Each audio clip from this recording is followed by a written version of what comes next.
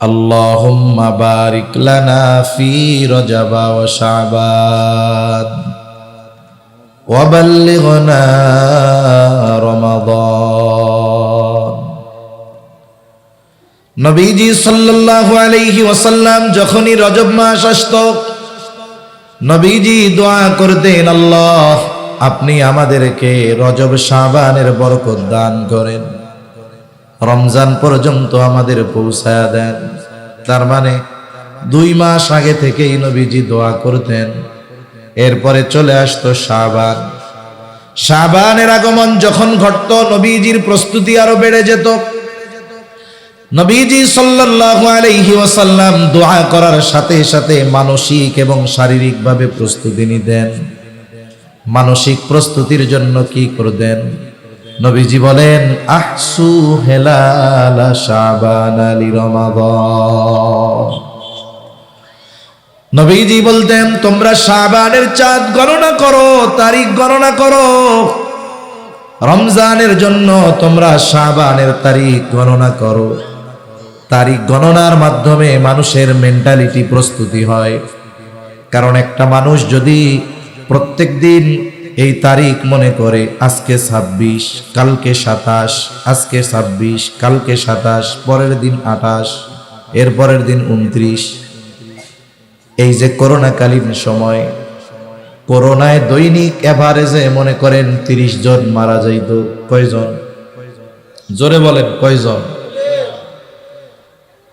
অথচ অন্যান্য সময় এখন আমাদের বাংলাদেশে দৈনিক 3,500 মানুষ মারা যায়। কত হাজার? ওই সময় সংবাদপত্র খুললেই দেখতাম করোনায় মরছে 15 জন।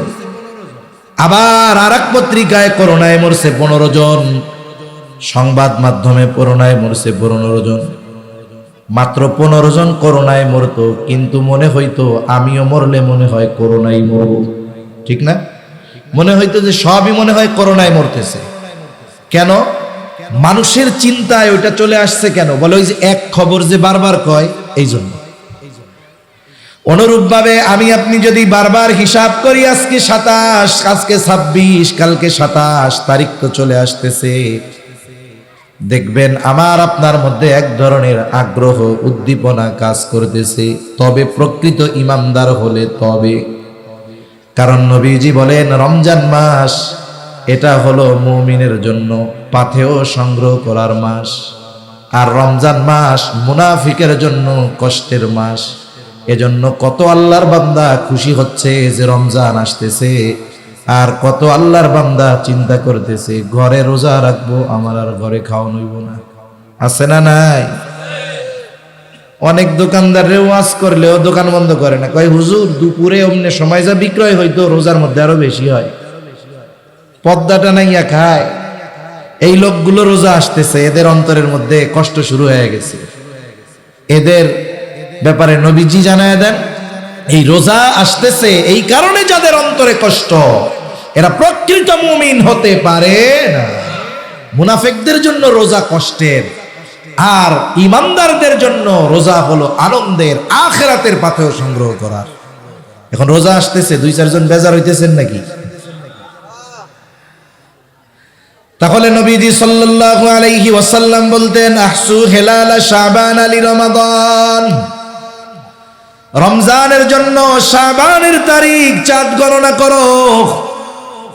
এজন্য বিগত সময়ে যদি করে থাকি তো আলহামদুলিল্লাহ, না করলে আজকে থেকেও করব।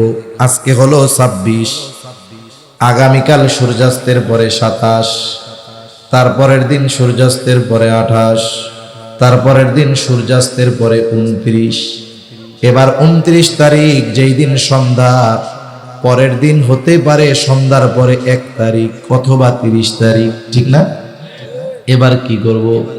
29 তারিখ সন্ধ্যায় ইনানির মানুষ, পশ্চিম আকাশ খোলা। নবীজির একটা মৃত সুন্নাত বললে চলে, ফাঁকা জায়গায় দাঁড়ায়া পশ্চিম আকাশে রমজানের চাঁদ তালাশ করব তো ইনশাআল্লাহ। এখন আর চাঁদ খোঁজা লাগে না। রাত 12টার সময় ফোন দিবে, 29 তারিখ রাত 12টায়। পোলা আছে সৌদি আরব, ফোন দিয়ে আপনাকেও বাসায় বলে, ওটা চাঁদ দেখা গিয়ে না, হ্যাঁ আরা তো তারাবি বাড়ি চলে আসছি, হ্যাঁ তাহলে আরারও কালি এত শুরু হয়ে যাবে, এরকম বলবে না? তার মানে সে নিশ্চিত, যেহেতু আজকে সৌদি আরব দেখা গেছে, কালকে বাংলাদেশে দেখা না যাক আর যাক আর না যাক, কালিয়া বাংলাদেশে 1 তারিখ। এই কারণে আবার ফেসবুকে, শহরের মানুষ আমরা খুঁজি ফেসবুকে, এই 2 কারণে এইরকম একটা সুন্নাহ আমল আমাদের থেকে মরার মতো হয়ে গেছে। এজন্য আমরা 29 তারিখ সন্ধ্যায় পশ্চিম আকাশে চাঁদ তালাশ করব, ইনশাআল্লাহ। করব তো ইনশাআল্লাহ, আল্লাহ তৌফিক দান করে। ওই দিন দেখা না গেলে পরের দিন উঠবে নিশ্চিত, এরপরেও দেখতে যাব, এটা নবীর সুন্নাহ। তাহলে চাঁদ গণনার মাধ্যমে মেন্টালিটি প্রস্তুতি নবীজি নিতেন, আর শারীরিক প্রস্তুতি নবীজির হতো রোজার মাধ্যমে। আবার এই শাবানের রোজা বড় ফজিলতময় রোজা। নবীজি সাল্লাল্লাহু আলাইহি ওয়াসাল্লামকে বলা হলো, রমজান মাস ব্যতীত আপনাকে, রমজান ছাড়া শাবান মাস ব্যতীত আপনাকে অন্য কোন মাসে এত রোজা রাখতে দেখি নাই। তার মানে শাবান মাসে নবীজি রমজান ছাড়া সবচাইতে বেশি রোজা রাখতেন। নবীজি সাল্লাল্লাহু আলাইহি ওয়াসাল্লাম বলেন, শাবান মাস এমন একটা মাস, যেই মাস রজব আর রমজানের মধ্যবর্তী মাস। এই মাসটা হলো এমন এক মাস, এই মাসের ব্যাপারে অধিকাংশ মানুষ হলো উদাসীন। নবীজি বলেন, এই মাসে বান্দার আমল আল্লাহ তাআলার কাছে পেশ করা হয়। অন্যান্য সময় হলো সপ্তাহে 1 দিন, রজব মাসে প্রতিদিন। নবীজি সাল্লাল্লাহু আলাইহি ওয়াসাল্লাম বলেন, নবীজি সাল্লাল্লাহু আলাইহি ওয়াসাল্লাম বলেন, শাবান মাসে প্রত্যেক দিন বান্দার আমল আল্লাহ তাআলার কাছে পেশ করা হয়। এই জন্য আমি এটা পছন্দ করি যে আমার আমল আল্লাহর সামনে পেশ করা হবে, আর ওই অবস্থায় আমি থাকবো রোজাদার। এটা আমি পছন্দ করি। এজন্য নবীজি শাবান মাসে সবচেয়ে বেশি রোজা রাখতেন। তবে হাদিসের মধ্যে আসছে, নবীজি বলেন শেষ 2 বা 1-2 দিন রোজা রাখার ব্যাপারে নবীজি মানা করছে, যাতে করে শাবানের রোজা আর রমজানের রোজা মিশে না যায়। যারা রাখছে তো ভালো, যারা রাখে নাই এখনো 1-2 দিন রাখার সুযোগ আছে, রাখা যাইতে পারে। এতে কি হবে? রমজান মাস শুরু হইলে দেখবেন কিছু মানুষ সারা বছর রোজা রাখে না, কিন্তু আলহামদুলিল্লাহ রমজানে রাখে, আছে না নাই? কিন্তু এই রমজান মাসে গিয়া কি হয়, জোহরের নামাজের পরে মসজিদের মধ্যে শুইয়া পড়ে, গড়াগড়ি মারে, একবার এই পাড়ে যায় মসজিদের, আর একবার ওই পাড়ে যায়। এটা মনে হয় আপনাদের এলাকায় হয় না? এখন একজনে জিজ্ঞাসা করে, কি হয়েছে তোমার? বলে আমারে রোজায় ধরছে। রোজার কি হাত পাও আছে? কেমনে ধরলো? রোজায় ধরছে মানে সারা বছর তো এক অভ্যাসে জীবন চালাইছে, রোজার মাসে ব্যতিক্রম। এখন কি হয়, বলে এখন ওই রোজার মাসে ওই সময় তার কষ্ট হয় রোজা রাখতে। কারণ চিকিৎসা বিজ্ঞান বলে, মানুষ দৈনন্দিন যেই সময়ে আহার গ্রহণ করে ঠিক ওই সময়ে পাকস্থলী হা করে। আমাদের ক্ষুধা লাগার কারণ কি? আপনি সকাল 9টায় নাস্তা করছেন, জোহরের পরে দুপুরের খাবার খান, এশার পরে রাতের খাবার খান, দেখবেন ঠিক 2টার সময় খিদা লাগছে। ওই সময় যদি আপনি খানা না খান 3টা, 3:30, 4টা পর্যন্ত, আর দেখবেন খিদা নষ্ট হয়ে যায়, আর খিদা লাগে না, আর লাগে গিয়া ওই রাত 8টার সময়। কেন? পাকস্থলী কিছু সময় হা করে থাইকা বুঝে আজকে আর আমারে খাওয়ান দিব না, এবার মুখ বন্ধ করে তারপরে ক্ষুধাটা চলে যায়। সারা বছর এক অভ্যাস। রোজার মাসে সাহারির সময় খাওয়া হইল, মোটামুটি এটা দিয়া সকালবেলায় পাকস্থলীরে বোঝানো গেল, কিন্তু দুপুর 2টার সময় তো ও জোহরের পরে হা করে, খাওন তো দেওয়া হয় না। এখন 4, 5, 6 দিন এই জন্য শুরুতে মানুষের রোজা রাখতে কষ্ট হয়, রোজার সাথে অ্যাডজাস্ট হইতে কষ্ট হয়। 6-7 দিন যখন দুপুরে খাবার দেওয়া হয় না, পাকস্থলী মুখ বন্ধ করে বইয়া থাকে, ওই টাইমে আর খোলে না। ও বুঝে আমারে তাইলে এখন থেকে ওই সুবহে সাদিকের আগে আর মাগরিবের নামাজের পরে খাওয়ান দিবে, ঠিক এই 2 টাইমে খিদা লাগে। তাহলে রোজার মাস আগের থেকে যদি প্রস্তুতি নেওয়া হইতো, রোজা রাখতাম, তাহলে রমজানে আমার রোজাগুলো প্রাণবন্ততার সাথে রাখা সহজ হইতো। এজন্য নবীজি শাবান মাসে বেশি বেশি রোজা রাখতেন, যাতে করে আল্লাহর সামনে যখন আমল পেশ করা হয় তখন উনি রোজাদার অবস্থায় থাকেন। এই যে রমজান মাস, এটা হলো বছরের শ্রেষ্ঠ মাস। কি মাস? জোরে বলেন। আসমান জমিন সৃষ্টির শুরু থেকে নিয়েই আল্লাহ তাআলা 12টা মাস নির্ধারণ করেছেন। এর মধ্যে 4টি মাস হলো হারাম মাস, সম্মানিত মাস। আল্লাহ তাআলা কোরআনুল কারীমের মধ্যে বলেন, ইন্না ইদ্দাতাশ শুহুরি ইনদাল্লাহি 12 শাহরান ফি কিতাবিল্লাহি ইয়াওমা খালাকাস সামাওয়াতি ওয়াল আরদা মিনহা আরবাআতুন হুরুম যালিকাদ দীনুল কাইয়্যিম। আল্লাহ জানায় দেন, আসমান জমিন সৃষ্টি থেকে নিয়েই হলো মাস 12টা। এর মধ্যে 4টি মাস সম্মানিত মাস। কয়টা মাস? জোরে বলেন। 3টি মাস ধারাবাহিক, 1টি মাস আলাদা। 3টি মাস জিলকাদ, জিলহাজ, মুহররম, আরেকটা হলো রজব। জিলকাদ, জিলহাজ, মুহররম, রজব, এই 4টি মাস হলো সম্মানিত মাস। এই 4টি মাসকে সম্মানিত মাস হিসাবে অভিহিত যিনি করেছেন তিনি কে? রমজান মাসের কথা কিন্তু নাই। কেন নাই? বলে রমজান তো শুধু সম্মানিত নয়, এটা হলো বছরের শ্রেষ্ঠ মাস। আমরা হলাম শ্রেষ্ঠ উম্মত। আমরা কি উম্মত? জোরে বলেন। আমরা হলাম শ্রেষ্ঠ উম্মত। কুনতুম খায়রা উম্মাত উখরিজাত লিন-নাস তা'মুরুনা বিল মা'রুফ ওয়া তানহাউনা আনিল মুনকার। যাই হোক, আমরা শ্রেষ্ঠ উম্মত। আল্লাহ তাআলা আমাদেরকেও গুরুত্বপূর্ণ 5টি শ্রেষ্ঠ জিনিস দান করেছে। কয়টি শ্রেষ্ঠ জিনিস? 5টি। ঘুমাসতেছে নাকি? তাকবীর দেই, নারায়ে তাকবীর। আওয়াজ হয় নাই, এই আওয়াজে চলবে না। নারায়ে তাকবীর। এই তো মাশাআল্লাহ, মোটামুটি হইছে এবার। আল্লাহ তাআলা আমাদেরকে শ্রেষ্ঠ 5টা জিনিস দান করছে। কয়টা জিনিস? 1 নাম্বার, আমাদেরকে দান করেছে সাইয়্যিদুল আম্বিয়া, নবীদের সর্দার, শ্রেষ্ঠ নবী আল্লাহ আমাদের দান করেছে। আমরা শ্রেষ্ঠ নবীর উম্মত, আমরা পেয়েছি শ্রেষ্ঠ নবী। 2 নাম্বার, সাইয়্যিদুল কুতুব, আমাদেরকে আল্লাহ দান করেছেন শ্রেষ্ঠ কিতাব। সুবহানাল্লাহ বলেন। আমরা পেয়েছি সাইয়্যিদুশ শুহুর, শ্রেষ্ঠ মাস। তাহলে 1 নাম্বার পেয়েছি শ্রেষ্ঠ নবী, 2 নাম্বার শ্রেষ্ঠ কিতাব, 3 নাম্বার শ্রেষ্ঠ মাস। আমরা পেয়েছি সাইয়্যিদুল লায়াল, শ্রেষ্ঠ রজনী। আমরা পেয়েছি শ্রেষ্ঠ রাত। কোনটা শ্রেষ্ঠ রাত? লাইলাতুল কদর। সুবহানাল্লাহ বলেন। আমরা পেয়েছি শ্রেষ্ঠ দিন। শ্রেষ্ঠ দিন হলো জুমার দিন আর 2 ঈদের দিন। শ্রেষ্ঠ দিন জুমার দিন আর 2 ঈদের দিন। এই 5টি শ্রেষ্ঠ জিনিস আমরা পেয়েছি আর হয়েছি শ্রেষ্ঠ উম্মত। সুবহানাল্লাহ বলেন।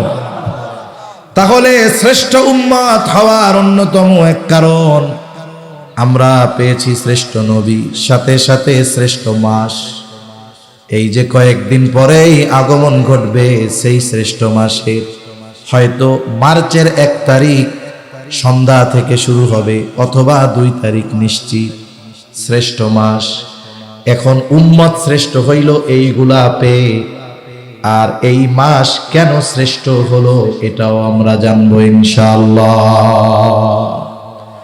আমরা শ্রেষ্ঠ উম্মত হইছি কয়টি শ্রেষ্ঠ জিনিস পাওয়ার কারণে। এর মধ্যে একটি হলো শ্রেষ্ঠ মাস পাইছি, রমজান মাস। এখন এই রমজান মাস কেন শ্রেষ্ঠ হলো, কোন কোন কারণে, আমরা কয়েকটা কারণ জানবো ইনশাআল্লাহ। কারণ দেখুন, একটা জিনিস সম্পর্কে যদি আপনার জানা থাকে, আপনি ওই জিনিসটার কদর করবেন, মূল্যায়ন করবেন।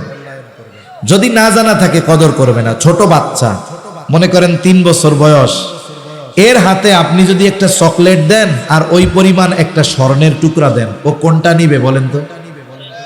ও স্বর্ণ 2 কামড় মেরে কই, এটা শক্ত, খাওয়া যাইতো না, দে চকলেট দাও। তার মানে ওই 1 লাখ টাকার স্বর্ণের চাইতে ওর কাছে 1 টাকার চকলেটের দাম বেশি। কেন? বলে ও তো স্বর্ণ, জন্য ওইটা সে নিবে না। আমরা যখন কোনো বিষয়ের সম্পর্কে জানতে পারবো এর তাৎপর্য কি, মাহাত্ম্য কি, তখন এই জিনিসটার কদর মূল্য আমার আপনার কাছে হবে। আর যদি না জানি তাহলে আমাদের আফসোস করা ছাড়া আর কোনো পথ নাই। মুরব্বীরা গল্প বলতেন, আমিও মাঝে মধ্যে দুই এক জায়গায় বলি গল্প, আর কি শিক্ষণীয় বিষয়। গল্প তো গল্পই, কিন্তু গল্প থেকে শিক্ষাটা গ্রহণ করতে হয়। এজন্য আমরা যদি আমাদের এই দ্বীন ইসলাম, আল্লাহ তাআলার হুকুম আহকামের পরিচয় যথাযথভাবে না জানি, তাহলে মূল্যায়ন করতে পারবো না। হায় হায় আফসোস করলে কোনো কাজ হবে না। যাই হোক, গল্পর দরকার নেই, মূল আলোচনার দিকে যাই। তাহলে দেখুন, আল্লাহ তাআলা আমাদের দান করেছেন শ্রেষ্ঠ মাস। কি মাস দান করেছে? শ্রেষ্ঠ মাস। কেন শ্রেষ্ঠ মাস রমজান? এক নাম্বার শ্রেষ্ঠত্বের কারণ, আল্লাহ তাআলা এই মাসে রোজা ফরজ করেছে। কি ফরজ করেছে জোরে বলেন? আল্লাহ রাব্বুল আলামিন এই মাসে রোজা ফরজ করেছে। আল্লাহ তাআলা বলেন, শাহরু রমাদানাল্লাযী উনজিলা ফীহিল কুরআনু হুদাল লিন-নাসি ওয়া বায়িনাতিম মিনাল হুদা ওয়াল ফুরকান ফামান শাহিদা মিনকুমুশ শাহরা ফালইয়াসুম।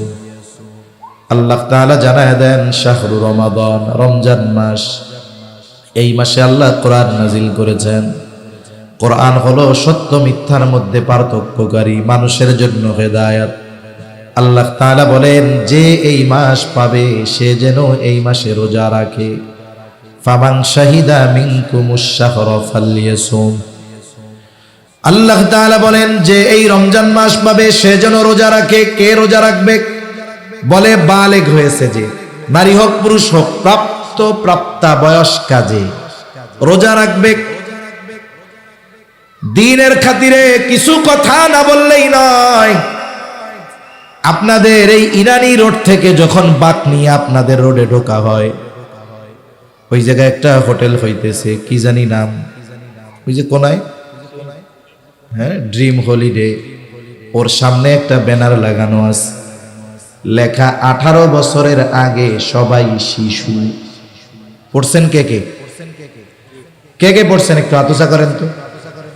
দেখছেন ওই জায়গায় যে বোর্ড লাগানো আছে? আচ্ছা, তার মানে আপনারা আমার মতো পচা লোক না, আপনারা আল্লাহর বান্দা, নিচের দিকে তাকাইয়া চলেন, বোঝা গেছে।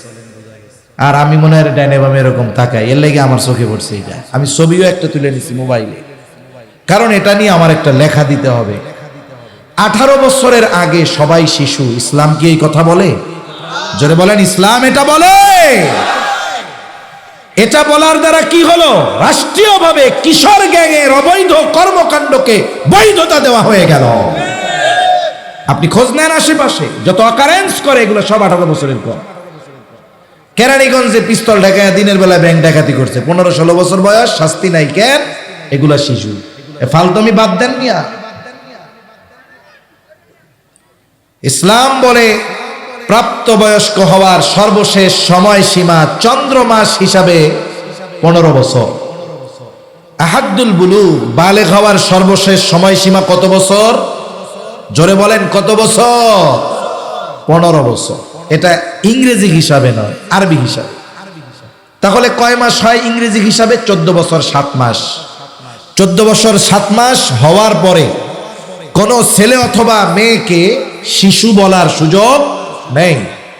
এর আগেও হতে পারে। চিকিৎসা বিজ্ঞান বলে এখন 10 বছর বয়সে ছেলে বালেগ হতে পারে। একটা মেয়ের যখন প্রতি মাসে তার কিছু অসুস্থতা আল্লাহ প্রদত্ত ভাবে হয়, 3 থেকে 10 দিনে অসুস্থতা থাকে। এটা যখন শুরু হয় তখন থেকে ওই মেয়ে প্রাপ্তবয়স্কা। এটা ইসলামের আইন মানতে হবে। হতে পারে, হ্যাঁ ঠিক আছে, যদি শারীরিক গঠন এগুলোর কারণে, অসুস্থতাজনিত কারণে বিবাহ পরে দেওয়া হচ্ছে, সেটা ভিন্ন বিষয়। কারণ ফুড পয়জনিং এর কারণে একটা কম বয়সী মেয়ে সে যদি সন্তান ধারণ করে তার অসুস্থতা হতে পারে, এটা আমাদের খাদ্যে ভেজালের কারণে। কিন্তু এই কারণে তাকে শিশু বলার, ছেলেকে শিশু বলার সুযোগ নাই। এখন দেখুন, তাহলে 12 বছরে বালেগ হতে পারে, 10 বছরে হতে পারে, 13 বছরে হতে পারে, 14 বছরে হতে পারে। তবে 14 বছর 7 মাসের পরে কাউকে শিশু বলার সুযোগ নাই। এর দ্বারা কি হবে? আপনি এই কিশোর গ্যাং যত আছে, কক্সবাজারে কিশোর গ্যাং মনে হয় নাই, সারা দেশে আছে। আপনি এই কিশোর গ্যাংয়ের যে অপরাধ, এটার বৈধতা দিলেন, অপরাধগুলোকে হালকা বানায় দিলেন। ও মার্ডার করছে, ওরে আটকায় দিয়া বলবে ও শিশু অপরাধী, ওরে বড়দের মতো শাস্তি দেওয়া যাবে না। এই সুযোগ পাইলে সমাজে অপরাধ বাড়বে না কমবে? ইসলাম বুঝে না, তো দিন বুঝে না, বাস্তবতা বুঝে না। আর ইসলামই প্রকৃতপক্ষে বাস্তবতা সম্পন্ন এক জীবন ব্যবস্থা, ঠিক কিনা বলেন? কে রোজা রাখবে? বলে যার 14 বছর 7 মাস হয়ে গেছে, এর রোজা না রাখা উপায় নাই। এর আগেও হতে পারে। বালেগ হওয়ার যত আলামত আছে, এগুলো যদি তার মধ্যে পাওয়া যায়, সে প্রাপ্তবয়স্ক বয়স্কা, তার জন্য রোজা রাখতে হবে। যদি সে অচেতন, পাগল না হয়, ব্রেন যদি ঠিক থাকে, মুসাফির যদি না হয়, আবার যদি এমন অসুস্থতা, রোজা রাখলে মারা যাওয়ার মতো অবস্থা, রাখতে পারতেছে না, এমন ব্যক্তি যদি না হয়, তাহলে এই ধরনের নারী আর পুরুষ তাদের জন্য রোজা রাখা ফরজ। কিন্তু অনেক বাপ ছেলের 15 বছর 14 বছর এর রোজা রাখতে দিবে না, অথচ সে প্রাপ্তবয়স্কা হয়ে গেছে। ও ভাই, ঘরের মধ্যে যদি ছেলে মেয়ে থাকতো, আগুন যদি লাইগা যাইতো, আপনি কি চিন্তা করতেন আমার পোলা মাইয়া ঘুমাইতেছে, থাক, ডাকার দরকার নাই, আগুন জ্বলে জ্বলুক? রাখতেন কেউ? নিজে আগুনে পুড়ে ওদেরকে বের করতেন। আপনি যে তাকে নামাজ পড়ান না, আপনি যে তাকে রোজা রাখতে দেন না, কেমন যেন আপনি স্বহস্তে নিজের হাতে সন্তানকে জাহান্নামে নিক্ষেপ করতেছেন। এজন্য আমরা আমাদের সন্তানদের রোজায় অভ্যস্ত করবো। এখন তো ঠান্ডার সময় আস্তে আস্তে আসতেছে, যার ফরজ হয় নাই আপনি তারেও বলেন তুমি রাখো, যতক্ষণ পারবা তুমি রাখবা, তুমি না পারবা যখন ভেঙে ফেলবে। এতে সে অভ্যস্ত হবে রোজার সাথে, আগ্রহী হবে। তাহলে বলতেছিলাম, এই মাস যে পাবে সে রোজা রাখবে। এই মাসে অন্যতম এক ফরজ বিধান হলো রোজা। তবে এই মাসেরও কিছু ফাজাইল আছে, এই মাসেরও কিছু আলাদা তাৎপর্য আছে। অন্যতম এক তাৎপর্য যে আল্লাহ রাব্বুল আলামিন এই মাসকে বরকতময় মাস করেছেন। আর আল্লাহ তাআলা এই মাসেই আমাদের জন্য ইসলামের অন্যতম বুনিয়াদ রোজাকে আল্লাহ ফরজ করেছে। ইসলামের ভিত্তি হলো 5টা। কয়টা? জোরে কোন? বুনিয়াল ইসলামু আলা খামস, শাহাদাতি আল্লা ইলাহা ইল্লাল্লাহ ওয়া আন্না মুহাম্মাদার রাসূলুল্লাহ ওয়া ইকামিস সালাতি ওয়া ইতাইজ যাকাহ ওয়াল হজ্জি ওয়া সাওমি রমাদান। রমজানের রোজা এটা ইসলামের অন্যতম এক ভিত্তি, এটা ফরজ। কেউ যদি না রাখে, রাখার সামর্থ্য থাকার পরেও যদি রোজা না রাখে, নিঃসন্দেহে তার কবিরা গুনাহ। 2 নম্বর, যদি কেউ রোজার ফরজিয়তকে অস্বীকার করে, নিঃসন্দেহে তার ঈমান চলে যায়। একজন হলো পাপ করে, পাপকে পাপ মনে করে পাপ করে, আর একজন হলো পাপও করে, ওইটারে বৈধ মনে করে। বলে একজন পাপ করার পরে সে যদি ওই পাপকে পাপ মনে করে ও গুনাহগার হবে, তবে বেঈমান হবে না।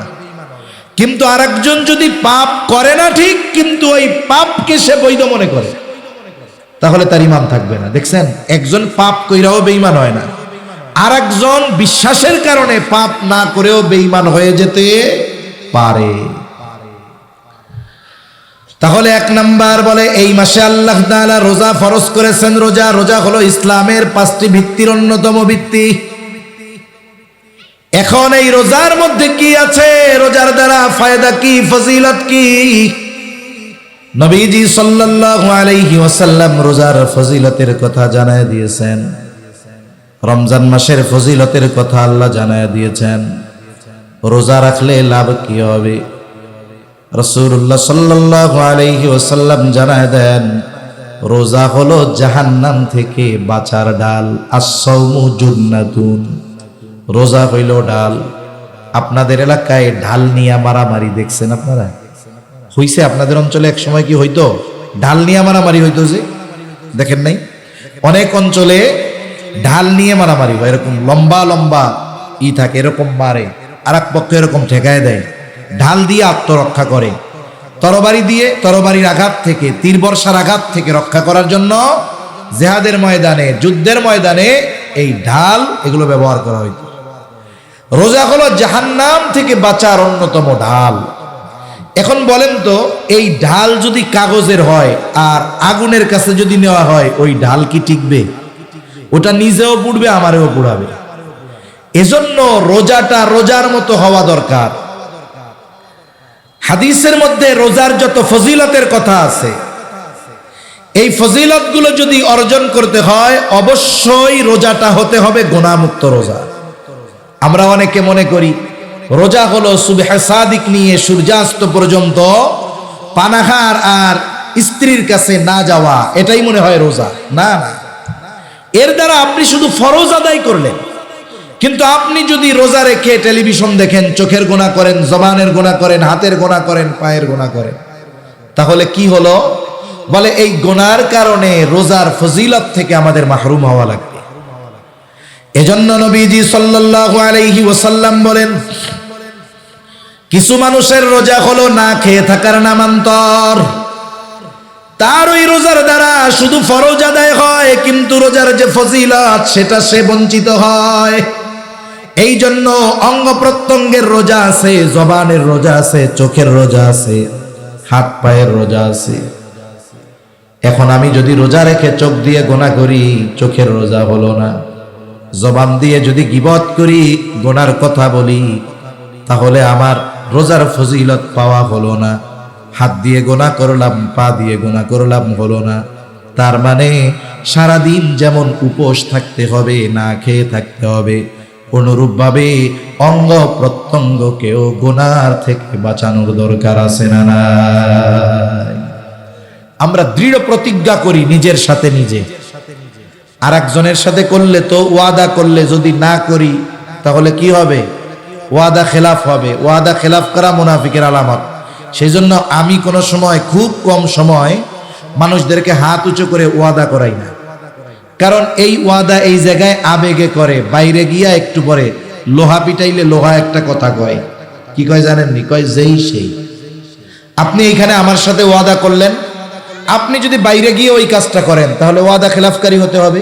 এজন্য আমি বলি, আপনি নিজের সাথে নিজে ওয়াদা করেন যে আমার নফসকে আমি জিততে দিব না, শয়তানকে জিততে দিব না। আমাদের এবারের রোজা হবে গুনাহমুক্ত রোজা। কোন ইনশাআল্লাহ। আল্লাহ তৌফিক দান করেন বলি আমিন। আমার মা বোনদেরও খেয়াল করতে হবে, রোজার মাসে বিয়ান্নে রান্না নাই, দুপুরে রান্না নাই। এখন 3 মহিলা 3 বোন এক জায়গায় হয়েছে, এবার বৈশা মাত শুরু, গল্প শুরু হবে। আস্তে আস্তে ওই গল্পটা গীবতের মজলিসে পরিণত হয়ে যাবে, ঠিক কি না? এজন্য আমরা রোজার মাস চেষ্টা করব আমলে কাটানোর জন্য, প্রত্যেকটা অঙ্গ প্রত্যঙ্গের গুনাহ থেকে বাঁচার জন্য। দেখুন হাদিসের মধ্যে আসছে, জেনা শুধু একজন নারী পুরুষ গোপনে মিলিত হওয়া এটা নয়, এটাও তো জেনা। তবে নবীজি জানায় দেন, চোখের জেনা দেখা, হাতের জেনা ধরা, জবানের জেনা বলা, পায়ের জেনা চলা। তার মানে প্রত্যেকটা অঙ্গ প্রত্যঙ্গের আলাদা আলাদা পাপ আছে। তাহলে না খেয়ে থাকা যেমন রোজা, অনুরূপভাবে গুনাহমুক্ত রোজা যদি অতিবাহিত হয়, ওই রোজা আমার আপনার জাহান্নাম থেকে বাঁচার ঢাল হয়ে যাবে।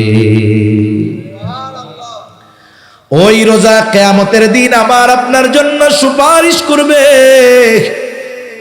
হাদিসের মধ্যে আসছে, নবীজি সাল্লাল্লাহু আলাইহি ওয়াসাল্লাম বলেন, as-siyamu wal Qur'an ইয়াশফাআন লিল আবদি ইয়াউমাল কিয়ামা। সিয়াম এবং কোরআন কিয়ামতের দিন বান্দার জন্য আল্লাহ তাআলার কাছে সুপারিশ করবে। সিয়াম বলবে, আয় রব ইন্নী মানাতুহুত তুআমা ওয়াশ শাহাওয়াত। সিয়াম বলবে, আল্লাহ আমি দিনের বেলায় তাকে খাবার আর স্ত্রীর কাছে যাওয়া থেকে বিরত রেখেছি। আয় আল্লাহ আপনি তার ব্যাপারে আমার সুপারিশ কবুল করেন। কোরআন বলবে আল্লাহ ইন্নী মানাতুহুন নাওমা বিল্লাইল, আমি তারে রাতে ঘুমাইতে দেই নাই, আপনি তার ব্যাপারে আমার সুপারিশ কবুল করেন। নবীজি সাল্লাল্লাহু আলাইহি ওয়াসাল্লাম বলেন আল্লাহ তাআলা কোরআন এবং রোজার সুপারিশ তার জন্য কবুল করবে। রোজা রাইখা গুনাহ করলে ওই রোজা সুপারিশ করবে? ওইটা তো দুর্বল রোজা, ও তো পঙ্গু রোজা, ওরা অভিশাপ দিবে যে আমারে রেখে গুনাহ করছে। এজন্য আমরা চাই রোজা আমাদের জন্য যেন সুপারিশ করে। এজন্য গুনাহমুক্ত রোজা রাখবো তো ইনশাআল্লাহ। ওয়াদা, নিজের সাথে নিজে ওয়াদা করো যে এইবারের রোজা হবে গুনাহমুক্ত রোজা। ফেসবুক, মোবাইল, ইউটিউব সব বাদ, আল্লাহর জন্য এই একটা মাস আমরা সময় দিব। এই মাসে নবীজি যেমন ফজিলতের কথা বলছে, এই মাসে অন্যায় করাও ওই রকম বড় অন্যায়। এখন বলতে পারেন হুজুর এমনি সময় অন্যায় যেমন, এই সময়ে তো তেমন হবে। আচ্ছা একটা উদাহরণ দেই। মনে করেন একজন একটা পাপ এই রাস্তায় করছে, খোলা জায়গায়, কথার কথা, ওই পাপটা যদি মসজিদের মধ্যে করে, একই পাপ স্থান পরিবর্তনের কারণে আপনি কবেন কত বড় জালেমের জালেম, পাপ করছে করছে বাইরে করলো এক ব্যাপার, আল্লাহর ঘরের মধ্যে পাপ করছে, এটা ছাড় দেওয়া যাবে না। তার মানে একই পাপ, শুধুমাত্র স্থান পরিবর্তনের কারণে ওই পাপটাকে আমরা কত গুরুত্ব দেই, যেটা জঘন্য কাজ করেছে। অনুরূপভাবে সময়ের কারণে তো বান্দার ইবাদতের দাম বাড়ে, স্থানের কারণে ইবাদতের দাম বাড়ে, বাড়ে কি বাড়ে না? আমরা এশার নামাজ পড়ছি আজকে কক্সবাজারে, এই এশার নামাজ যদি মসজিদুল আকসায় পড়তাম, কক্সবাজার পড়ে ইনানিতে পড়ে যেই সওয়াব পাওয়া গেছে তার কমপক্ষে 10 গুণ সওয়াব আল্লাহ তাআলা মসজিদুল 250 গুণ সওয়াব আল্লাহ তাআলা মসজিদে আকসায় কমপক্ষে 250 গুণ বাড়ায়া দিতেন। আবার যদি এই নামাজটা মসজিদুল নববীতে আদায় করতে পারতাম, বলে কমপক্ষে 1000 গুণ সওয়াব আল্লাহ বাড়ায়া দিতেন।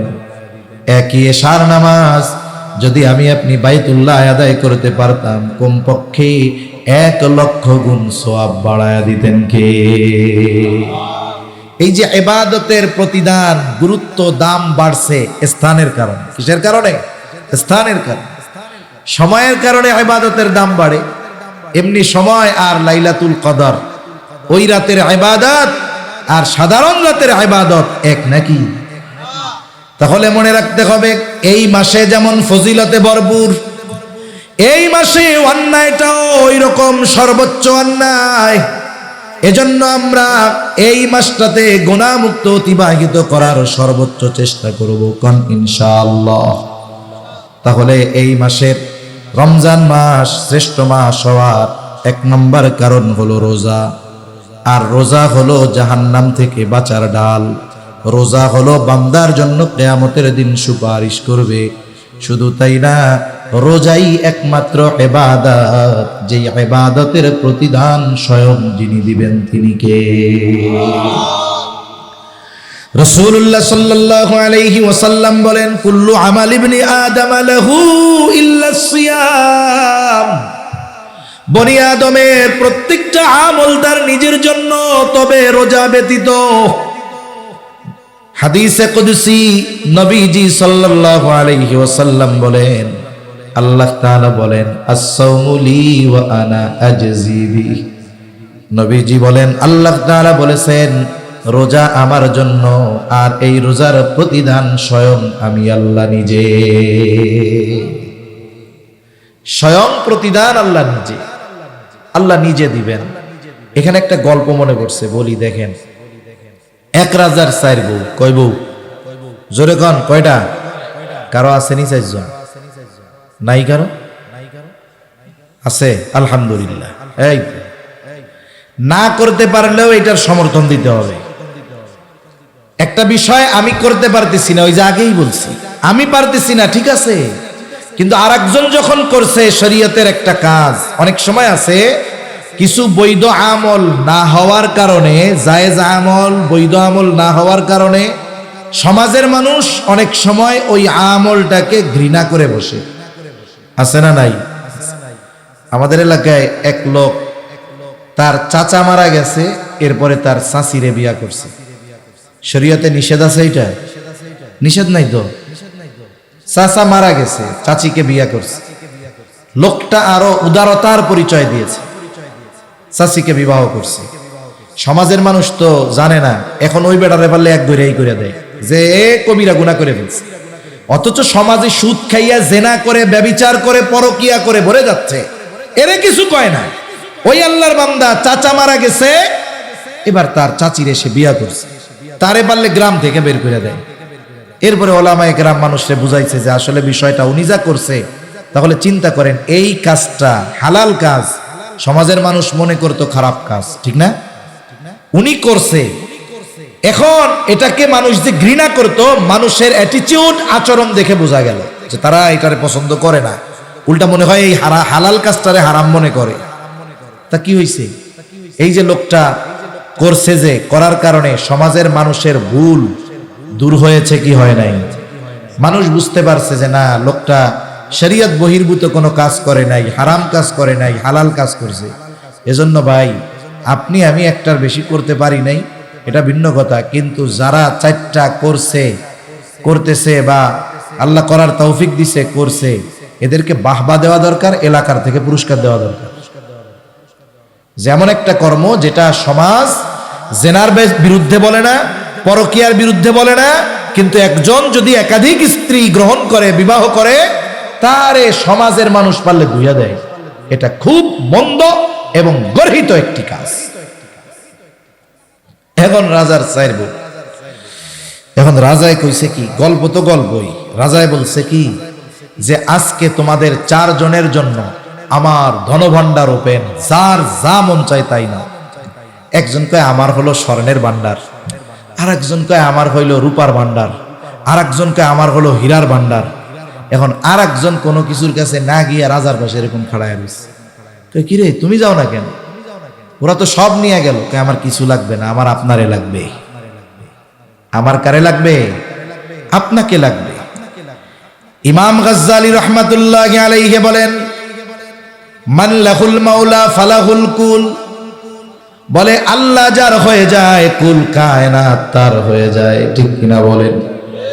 আর আল্লাহ বলেন আস-সাওমু লি ওয়া আনা আজজি বি, বলে বান্দা রোজা আমার জন্য রাখে, আর এই রোজার প্রতিদান স্বয়ং আমি আল্লাহ নিজে।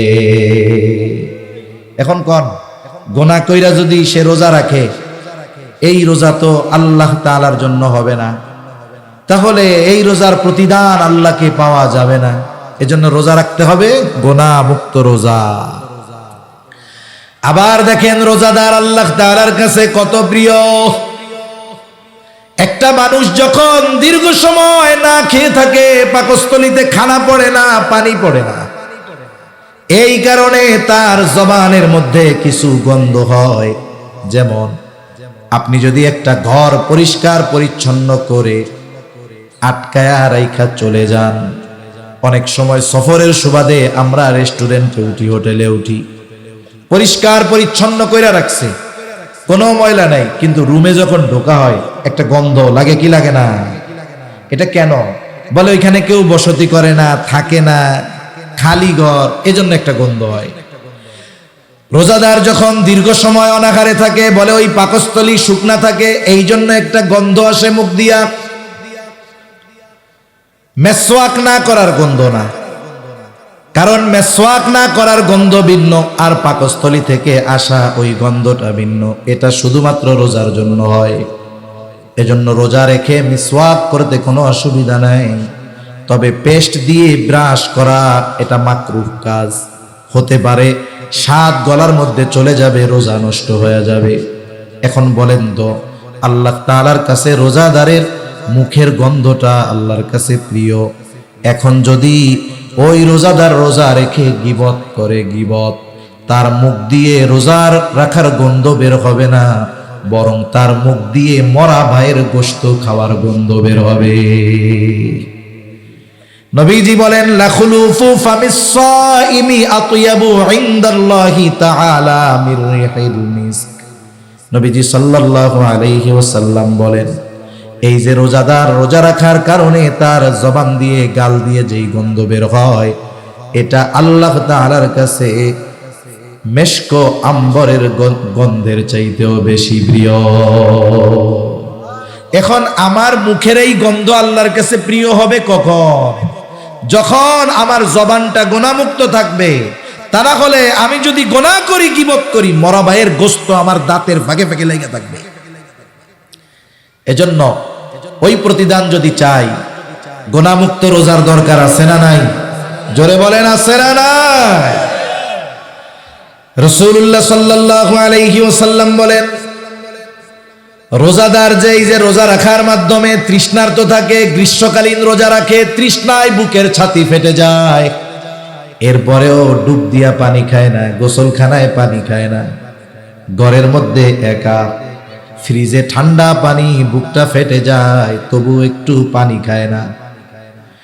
অনেক সময় মানুষ দেখবেন বেনামাজি, ও যদি রোজা থাকে, ও লুকায়া লুকায়া পানি খায় না। বেনামাজিও যদি রোজা রাখে, ও কিন্তু লুকাইয়া পানি খায় না, কেউ দেখবে না, এরপরেও খায় না। এই জায়গায় রোজার একটা রহস্য, যে বান্দা যাই করুক রোজাটা আল্লাহর জন্যই রাখে। নামাজ মানুষকে দেখানোর জন্য পড়তে পারে, দান মানুষকে দেখানোর জন্য করতে পারে, বলে রোজা আল্লাহর জন্যই করে। যদি না করত তাইলে তৃষ্ণা লাগলে লুকায়া লুকায়া পানি পান করতো, কইতো কেউ তো দেখে নাই, সবাই কইবো আমি রোজা রাখছি। রাসূলুল্লাহ সাল্লাল্লাহু আলাইহি ওয়াসাল্লাম বলেন, আল্লাহর জন্য যে তৃষ্ণার্ত থাকলো, তার মানে গ্রীষ্মকালে রোজা রাখলো, তৃষ্ণা লেগেছে, পানি পান করে নাই, কিয়ামতের দিন আল্লাহ তাআলা ওই ব্যক্তিকে পানি পান করাবে। যেই দিন সূর্য কাছে থাকবে, জমিনটা তামার মতো হয়ে যাবে, পানি পানি বলে মানুষ চিৎকার করবে, ওই দিন আল্লাহ তাআলা এই বান্দাদের পানি পান করাবে। কিন্তু যে গুনাহ সহ রোজা করছে, তার শুধু ফরজ আদায় হবে, কিন্তু কাজ হবে না। একজন পরীক্ষা দিছে, কয়েকজন পরীক্ষা দিছে, ম্যাট্রিক পরীক্ষার রেজাল্ট দিছে। একজন জিজ্ঞাসা করে, তুমি কি হয়েছে রেজাল্ট? কয় পাস করছি। আরেকজন পাস করছি, আরেকজন পাস করছি। এখন জিজ্ঞাসা করে, পাস যে করলা, কোন গ্রেড পাইছো, কত পাইছো? 33 পাইলেও পাস, 90 পাইলেও পাস, ঠিক না? এখন একজন কয়, পাইছি ভাই 33। কত পাইয়া পাস করছে? আর একজন পাইছে A+। আর একজন কি পেয়েছে বলেন তো? এখন জিজ্ঞাসা করার পরে কেউ যদি বলে আমি 33 পাইয়া পাস করছি, ওরে জবাবে বলবে, তোমারে পাস করতে কইছিল কেডা? ফেল করাই ভালো আছিল, ঠিক না?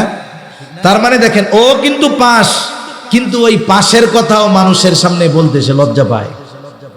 আর একজন পাস করছে A+ পাইয়া, ও গর্বের সাথে বলে A+ পেয়েছি। এজন্য রোজাদারও ওই কোয়ালিটির হয়। একটা হয় হলো পাস, ওর জন্য আর কোনো ফ্যাসিলিটি নাই, ও কোনো ইউনিভার্সিটিতে ভর্তি হইতে পারবে না, ওর জন্য কোনো বৃত্তি নাই, ওর জন্য কোনো সম্মাননা নাই, ওর জন্য কিছুই নাই, খালি একখান কাগজ পাইব 33 লেখা। ওই পাস দিয়া ও কোমুখী কোনো চাকরিতে অ্যাপ্লাইও করতে পারবে না, কিন্তু পাস। তার মানে যে রোজা রাখলো কিন্তু গোনা টোনা সব করছে, সারাদিন পানাহার থেকে বিরত থাকছে, স্ত্রীর কাছে যায় নাই, বলে ও হলো 33 পাইয়া পাস, পাস করছে, কিন্তু ফ্যাসিলিটি পাবে না। যে A+ পাইছে সে বুয়েটে চান্স নিতে পারবে, সে মেডিকেলে চান্স নিতে পারবে, সে বিদেশে স্কলারশিপের জন্য আবেদন করতে পারবে, বাংলাদেশ থেকে অনেকে তাকে ওই বৃত্তি দিবে, সে অনেক জায়গায় তার রেজাল্টের কারণে তার ভর্তি পড়ালেখা ফ্রি দিবে, ঠিক কিনা বলেন? তাহলে পাস সবাই করবে, কিন্তু সবাই তো ফ্যাসিলিটি পাবে না। এখন কোন A+ পাওয়া, তাইলে গুনাহ ছাড়তে হবে, রোজা হবে গুনাহ মুক্ত, কোন ইনশাআল্লাহ। তাহলে দেখেন রোজাদারের ফজিলত কি, আরো রোজাদারের স্পেশালিটি কি? রাসূলুল্লাহ সাল্লাল্লাহু আলাইহি ওয়াসাল্লাম বলেন, ইন্না ফিল জান্নাতি বাবান ইউকালু লাহুর রায়্যান, জান্নাতের একটা দরজা আছে, ওই দরজার নাম হলো রায়্যান। অনেক সময় অনেক সেমিনার হলে আমরা গেছি, এক হলের মধ্যেই সবাই ঢুকবে, কিন্তু দরজার মধ্যে লেখা থাকে general guest, VIP guest, VVIP guest, আবার কার্ডেও লেখা থাকে। এখন বলেন তো, জেনারেল গেস্ট যদি ভিভিআইপি গেস্টের দরজা দিয়ে ঢুকতে যায়, বাগেন মিয়া কোথেকে আইছেন আপনি? ওই গেট দিয়ে ঢুকে, নাম পাবলিক কোন জায়গায়, এই জায়গায় আইছে। আর ওই ভিভিআইপি যে তার গেট, ওই জায়গায় কত রকমের সংবর্ধনা, সে যাবে ফুলের তোড়া দিয়ে অভিবাদন জানাবে, এরপরে বসবে, তাকে অভিবাদন জানিয়ে লাল গালিচা সংবর্ধনা দিয়ে এরপরে চেয়ারে এনে বসাইবে, ঠিক কিনা বলেন? ঢুকবে সবাই একই হলে, কিন্তু সবার কি সম্মান সেম হবে? বলে রোজাদারের জন্য জান্নাতের একটা স্পেশাল দরজা আছে, সেই দরজার নাম হলো রাইয়ান। ওই দরজা দিয়ে শুধুমাত্র রোজাদারেরা প্রবেশ করতে পারবে। ওই দরজা থেকে ফেরেশতারা আহ্বান করবে, ফাআইনাস সাইমুন, কোথায় রোজাদারেরা, এদিক দিয়ে আসেন। শুধুমাত্র রোজাদারেরা ঢুকবে, তারা ব্যতীত একটা মানুষকেও আল্লাহ তাআলা ওই দরজা দিয়ে ঢুকতে দিবে না। এটা রোজাদারদের জন্য স্পেশালিটি। তাহলে কথা অনেক লম্বা হয়ে যাচ্ছে। শ্রেষ্ঠ মাস কেন? বলে এক নাম্বার কারণ এই মাসে আল্লাহ তাআলা রোজা ফরজ করছে। কি ফরজ করছে? আরো জোরে, কি ফরজ করেছে? ঘুমাসতেছে নাকি? আর একটা তাকবীর হবে, নারায়ে তাকবীর, নারায়ে তাকবীর। এই সময় কিন্তু মাহফিল মজা, শীতও নাই গরমও নাই, আরামও লাগে, ঘুমও আসে, ঠিক না? তাহলে রমজান মাস শ্রেষ্ঠ হওয়ার এক নম্বর কারণ হলো রোজা আল্লাহ ফরজ করেছেন। রোজার কিছু ফাজাইল আমরা জানলাম। দুই নাম্বার কারণ রমজান মাস শ্রেষ্ঠ কেন? বলে এই মাসেই আল্লাহ তাআলা কুরআনুল কারীম নাযিল করেছে। আল্লাহ তাআলা বলেন, শাহরু রমাদান আল্লাযী উনজিলা ফীহিল কুরআন। আল্লাহ তাআলা বলেন রমজান মাস, এই মাসে আল্লাহ নাজিল করেছেন কোরআন। মাস হলো রমজান, আল্লাহ নাজিল করেছে কোরআন। মাস রমজান, নাজিল করেছে কি? জোরে বলেন কি এই কোরআন? আল্লাহ তাআলা বলেন হুদাল লিন্নাস, গোটা মানব জাতির জন্য এই কোরআন হলো হিদায়াত। আবার আল্লাহ এক জায়গায় বললেন হুদাল লিল মুত্তাকিন, মুত্তাকিনদের জন্য হিদায়াত। বলে হ্যাঁ, মানুষের জন্য হেদায়াত। বলে একজন বেঈমানও যদি এই কোরআন দিল দিয়ে অনুধাবন করে, তিলাওয়াত করে, বোঝার চেষ্টা করে, সে ঈমানওয়ালা হয়ে যাবে, ঠিক কিনা বলেন? আর যদি ঈমানদার কোরআন তিলাওয়াতের সাথে সাথে এই কোরআন অনুযায়ী জীবন সাজায়, সে জান্নাত পর্যন্ত পৌঁছায়া যাবে। আর এই কোরআন সুপারিশ করবে। আগেই বলছি, কোরআন আর রমজান এই দুইটার সাথে বন্ধুত্ব আছে। এই দুই বন্ধুর হক যদি আদায় করা যায়, ওরা আমাদের জন্য সুপারিশ করবে। সূরা মুলক যদি প্রতিদিন তিলাওয়াত করা হয় এশার নামাজের পর, আল্লাহ রাব্বুল আলামিনের নবী জানায়া দেন কবরের আযাব থেকে বাঁচা যাবে। কোরআন তিলাওয়াত করে আল্লাহর বান্দা সূরা আলে ইমরান, বাকারা, বলে দুই সূরা দুই দিক দিয়া দাঁড়াবে। একজন দাঁড়াবে মাথার কাছে, আর একজন পায়ের কাছে। আযাবের ফেরেশতারা যদি আসে, বলবে খবরদার, ওইটা আমাকে তিলাওয়াত করতো, আযাব দেওয়া যাবে না। সুবহানাল্লাহ। সূরা ওয়াকিয়া যদি তিলাওয়াত করে মাগরিবের পরে, বলে আল্লাহ তাআলা তাকে রিজিক সংকীর্ণতার মুখোমুখি করবে না। সুবহানাল্লাহ। এই কোরআন আল্লাহ নাজিল করেছে রমজান মাসে। এটা হুদাল লিল মুত্তাকিন, এটা হুদাল লিন্নাস। মুত্তাকিরা, ইমানদারেরা কোরআন অনুসরণের মাধ্যমে জান্নাতে চলে যাবে। আর বেঈমানেরা কোরআন যদি তিলাওয়াত করে, পড়ে, বুঝে, আশা করা যায় ঈমান নসিব হয়ে যাবে। সম্প্রতি সময়ে নেদারল্যান্ডের একজন সংসদ সদস্য, মন্ত্রী, সর্বোচ্চ পরিমাণের ইসলাম বিদ্বেষী ছিল। সে ইসলাম নিয়ে, কোরআন নিয়ে তার বিষোদাগারের কোনো অভাব ছিল না।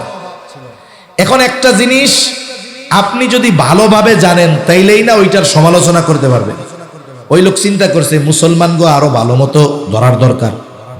এই নিয়তে আল্লাহর বান্দা আরবি ভাষাও শিখছে, কারণ শুধু অনুবাদ পড়ে কোরআনের অর্থ বোঝা যায়, কিন্তু হৃদয় দিয়ে অনুধাবন করা যায় না। এজন্য একজন আলেমের কোরআন তিলাওয়াত আর একজন আওয়ামের কোরআন তিলাওয়াত সেম না। কারণ আলেম তো শুধু পড়ে আর অর্থ বুঝে তা না, কোরআনের গভীরতা সে বুঝে, এজন্য তার মজা ভিন্ন রকম। আর আওয়াম মানুষ মনে করে শুধুমাত্র সোয়াব পাওয়ার আশায় পড়ে, কিন্তু সে তো কোরআনের ওই গভীর সমুদ্র থেকে মুক্তা অন্বেষণ করে। আলেমের তিলাওয়াত আর আওয়ামের তিলাওয়াত এজন্যই তো তফাৎ। এখন ওই ব্যক্তি আরবি ভাষা না শিখলে, আপনি যে ভাষা শিখবেন না সেই ভাষার গভীরতা আপনি অনুধাবন করতে পারবেন না। যেমন 2 দিন আগে গেছি টেকনাফে, এখন আমারে কইতেছে টাইউন চিনন না? টাইউন কারে কয়? ওনারা চিনন না? টমেটো ইবে যদি আড়ারে জিগে আড়া করতে পারুম না বাজি। আমি কিন্তু চিটাঙ্গে ভাষা শিখে ফেলছি, ওয়াজও শুনি মাঝে মধ্যে, আব্দুল্লাহ আল মারুফ ভাইটা শুনি। এখন চিন্তা করতেছি এরপরের থেকে চিটাং আইসা চিটাঙ্গে ভাষায় ওয়াজ করা লাগবে। তাই এখন বলেন, দেখেন, এখন আমি যদি টেকনাফের বাসিন্দা না হই, আমারে যদি বলে আপনারা টাইউন চাটনি দিউম না, আমি বুঝি আল্লাহ কি কয় এটা আবার। এজন্য যে যে ভাষার জ্ঞান অর্জন করে সে সেই ভাষার গভীরতা বুঝে। উনি শিখতেছে আরবি ভাষা কেন? কোরআন বুঝার জন্য নয়, কোরআন থেকে উনি ভুল বাইর কইরা মুসলমানদের আরো ধরবে। হেদায়াত কি জিনিস! বেচারা কোরআন তো পড়া শুরু করছে ভুল ধরার জন্য। আল্লাহ তাআলা তার বুঝের দরজা খুলে দিয়েছে, অন্তরে হেদায়াতের বাতি জ্বলে উঠেছে। এখন সে কোরআনের একজন সৈনিক হয়ে গেছে। সুবহানাল্লাহ বলে সার্চ দিলে ইন্টারনেটে পাবেন। নেদারল্যান্ডের ইসলাম বিদ্বেষী মন্ত্রীর পার্লামেন্ট মেম্বারের ইসলাম গ্রহণ দিবেন, চলে আসবে আল্লাহর বান্দার নাম।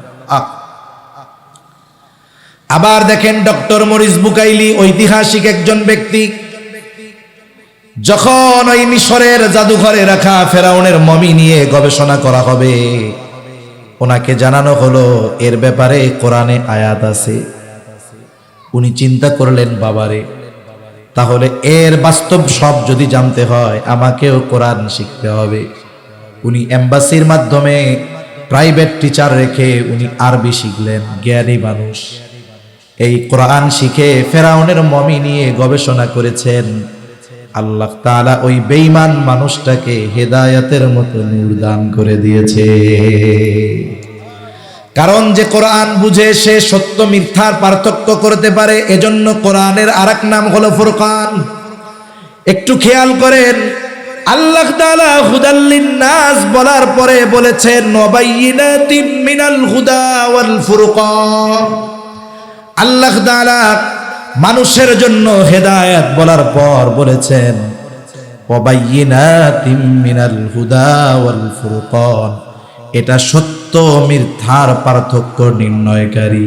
তার মানে একজন অমুসলিমও যদি হৃদয় দিয়ে কোরআন পড়ে, তার অন্তরে হেদায়েতের নূর যিনি জ্বালায়া দিবেন তিনি কে? এই কোরআন নাজিল হয়েছে কোন মাসে? জোরে বলেন। রমজান মাসে। তাহলে রমজানের দ্বিতীয় শ্রেষ্ঠত্ব এ মাসে নাজিল হয়েছে কোরআন। রমজান মাসের তৃতীয় শ্রেষ্ঠত্ব বলে এই মাসে আছে এমন এক রাত। রমজান মাসে নাজিল হইছে, কিন্তু কোন সময় নাজিল হইল? আল্লাহ তাআলা বলেন ইন্না আনজালনাহু ফি লাইলাতিল কদর ওয়া মা আদরাকা মা লাইলাতুল কদর লাইলাতুল কদরি খায়রুম মিন আলফি শাহর। আল্লাহ তাআলা বলেন ইন্না আনজালনাহু, আই ইন্না আনজালনাল কুরআন, আমি এই রাতে নাজিল করেছি কোরআন। ফি লাইলাতিল কদর, কদরের রজনীতে আমি কোরআন নাজিল করেছি। এই কদরের রজনী এটা হলো রমজান মাসের একটা রাত। বলে কোরআনের সোয়া লাগছে, রাত দামি হয়ে গেছে।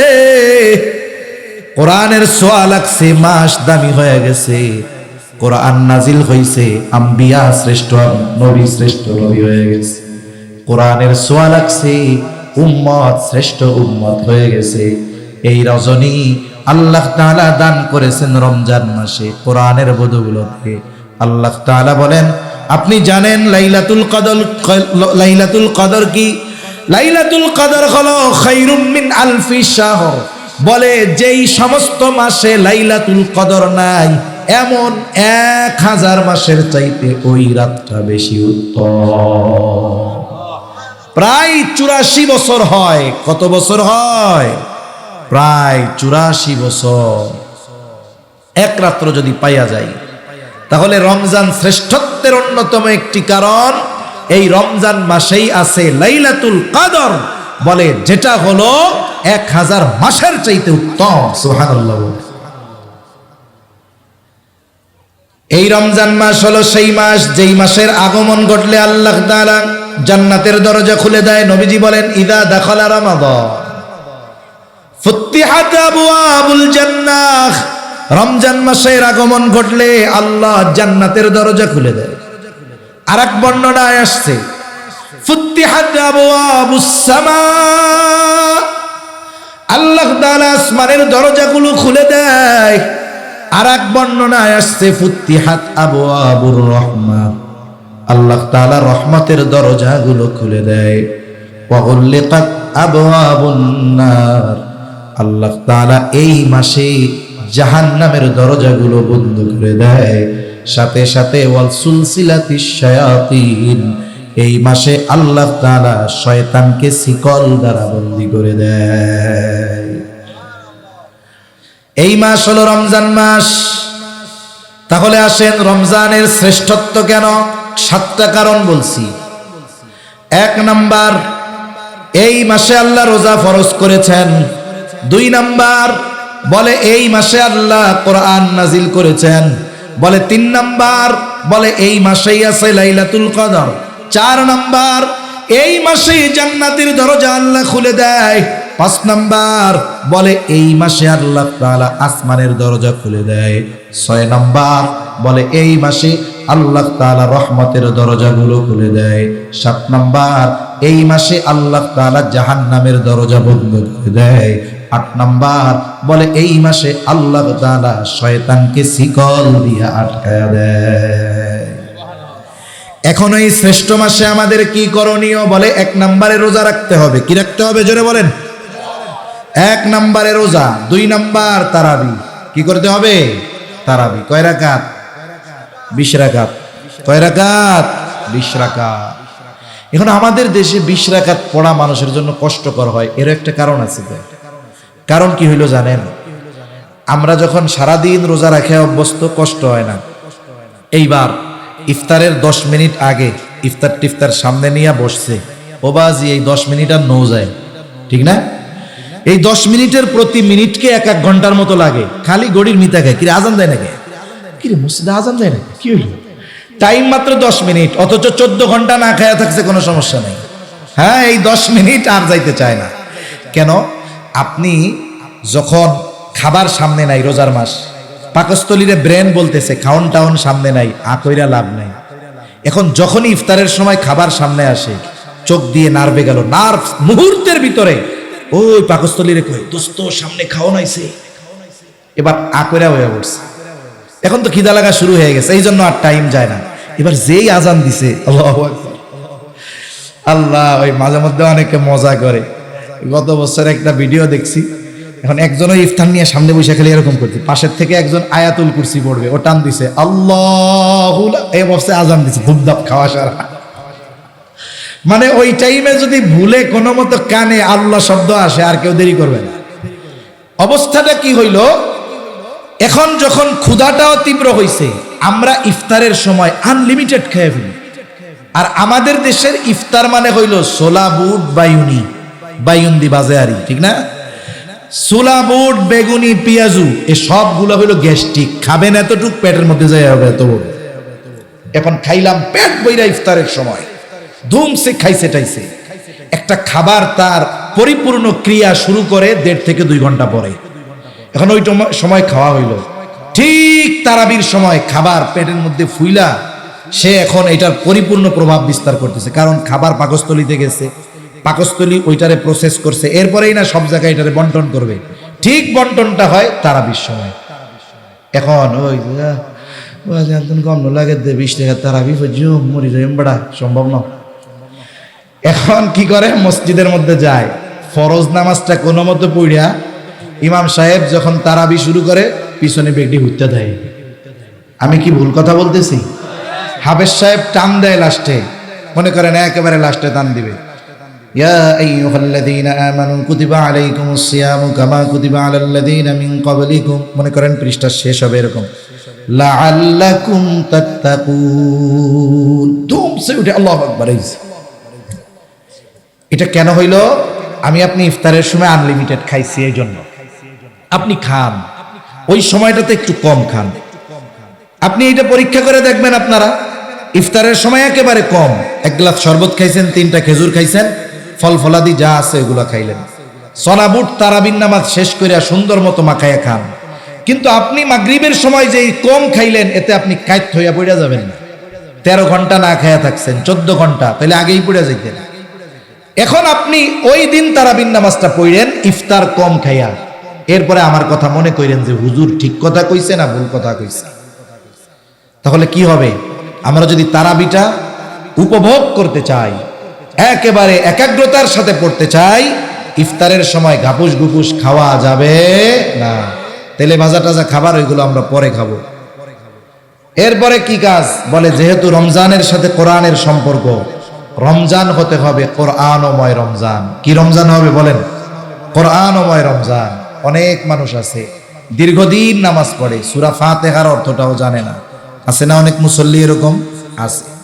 কমপক্ষে কোরআন যারা শুদ্ধ করে পড়তে পারে না, আপনি যদি আপনার ইমাম সাহেবকে বলেন যে ইমাম সাহেব হুজুর কোরআন শরীফ শুদ্ধ না হইলে তো নামাজ হবে না, নামাজ ভাঙ্গার প্রথম কারণ হলো নামাজে অশুদ্ধ পড়া, তো এক কাজ করেন আমাদেরকে একটু শুদ্ধভাবে কোরআন শিখাইয়া দেন, আর নামাজের জন্য কমপক্ষে ছোট 10টা সূরা আর সূরা ফাতিহা সহ এই সূরাগুলো একটু শুদ্ধভাবে আমাদের মস্ক করায় দেন, আর কোরআনটা রিডিং শুদ্ধ শিখাইয়া দেন।